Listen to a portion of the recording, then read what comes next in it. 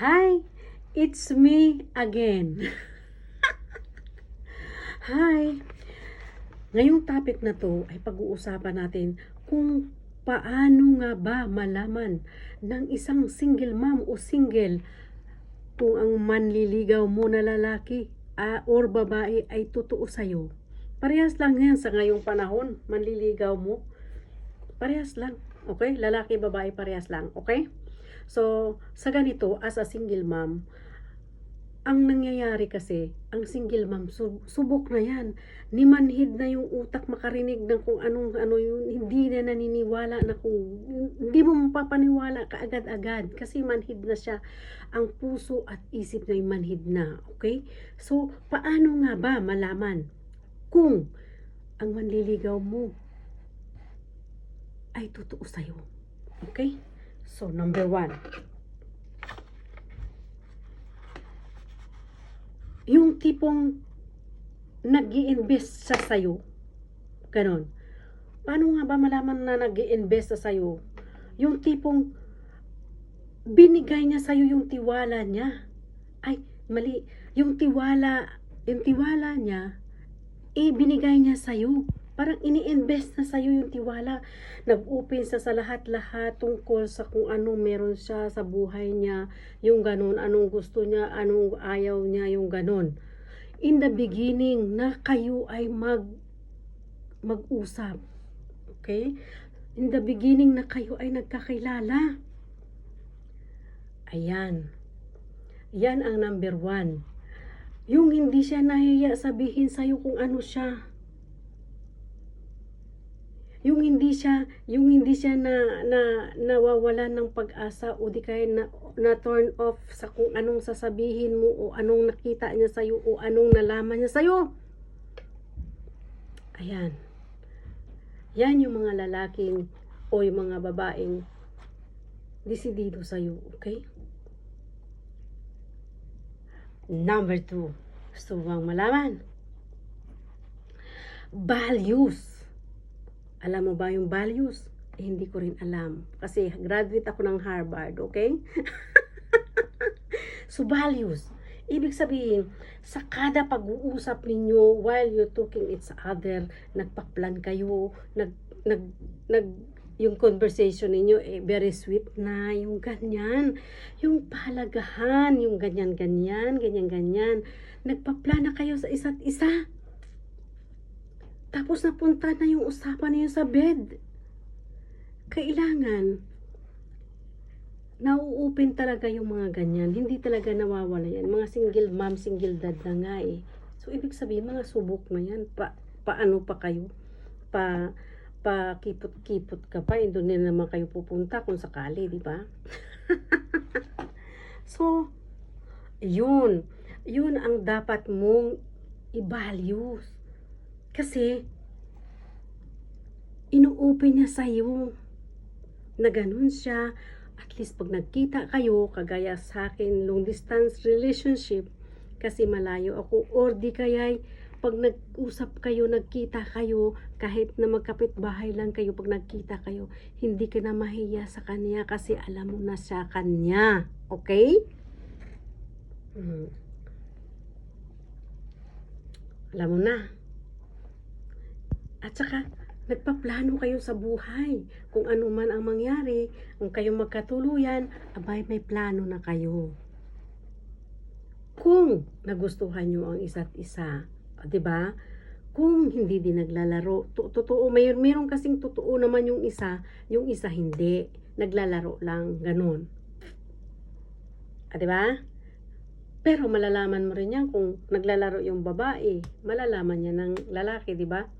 So, number 3, nagpapakita ng halaga sa'yo.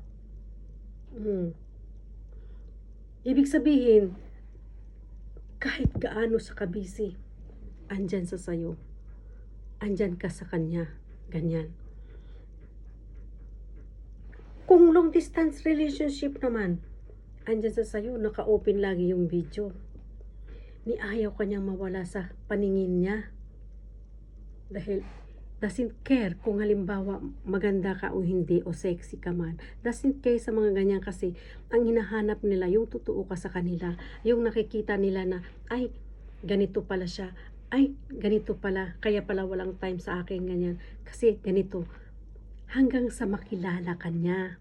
So ibig sabihin binibigyan ka niya ng time para sa sarili niya. Para maintindihan ka niya, maintindihan mo siya. Hanggang sa lubusan mo na siya makilala. Okay? Number 4.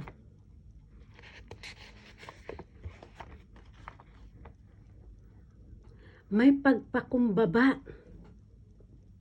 Sa bawat pag-uusap na ninyo na hindi kayo nagkakaintindihan, may isa sa inyo na nagpapakumbaba. Kaya kagaya sa manliligaw, kaya niyang ibaba yung ego niya. Kaya niyang baguhin, ganun. Baguhin or tapusin or hindi na paabutin ng ilang araw, yung ganun. O di kaya hindi na abutin ng oras. Pagkatapos ninyong mag-usap, dapat ganun. Yung taong kaya niyang baguhin ang lahat sa kanya. 'Di ba? Kailangan yung ganun eh. May tao kasi na talagang kahit na pag hindi lang magkaintindihan hiwalayan agad. O 'di ba? Pero kung ang lalaki na masubukan mong ganyan, ang lalaki kung totoo sa'yo, doon mo malalaman. Pag sinabi mong hindi naman tayo magkakaintindihan, hindi maghiwalay na lang tayo, ganun. Sasabihin niyan sa'yo, ay grabe naman, 'di ba? Hiwalayan agad. Hindi lang tayo nagkaintindihan. Ayan, yung mga tipong ganun. Yan yung mga lalaking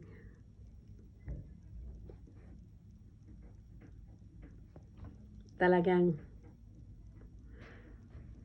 totoo sa sayo. Okay? So, wag mag-doubt pag ganyan. Dahil totoo sa sayo. So, number 5. Pag-uugali. Ang pag-uugali niya na kaya niyang baguhin. Kahit sandali. Para lang mapasaya ka lang. Hindi ka lang magkaroon ng sama ng loob. Yung ganun. Yung tipong hindi niya ipapakita sa'yo na mali yung ganun, or kaya yung kung mali siya, kaya niyang baguhin. Okay? Yung ganun. Kasi may mga lalaki kasi na o babae na talagang ayaw talagang magpatalo yung ganun. Kaya yung maswerte ka sa lalaking kalmado lagi. Yung kahit na alam niyang mali ka, talagang pa rin, naintindihan ka pa rin niya, magpapakumbaba pa rin. So, yan dapat yung mga lalaking mahanap ninyo. Kasi talagang sila yung mga lalaking totoo na nagmamahal sa'yo. So, sana sa lahat ng mga katapos ng video kong to, sana kapulutan mo ng aral ninyo. Lalo pa sa mga single mom, single dad na hindi na nagsasawang naghahanap ng kapareha. Sa totoo lang, mahirap talaga yung nag-iisa. Okay? Katulad ko, nag-iisa. Kaya mahirap sa akin na paniwalain o di kaya pangitiin. Lalo pa yung, kasi ako, ayaw ko yung maingay, ganun. Yan, di ba? Kaya kayo, sana makahanap din. Okay?